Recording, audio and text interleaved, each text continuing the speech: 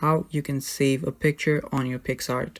Now before we start, if you're new to our channel, hit down below and hit the subscribe button so you don't miss out on any of our future videos. Now let us just start. Now if you've already installed Picsart, you must have already know what it is.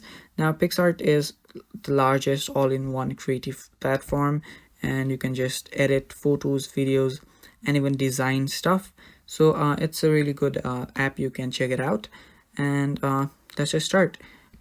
Now after you've opened up your Picsart, just you can import an image or just select one. I'm just gonna take one right here. Now as you can see, I've just taken a photo. Now I'm just going to use this.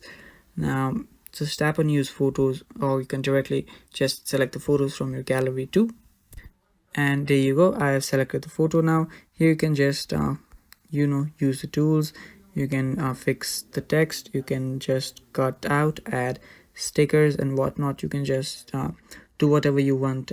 You can edit it however you want on Picsart, and after doing that, just tap on next to save it.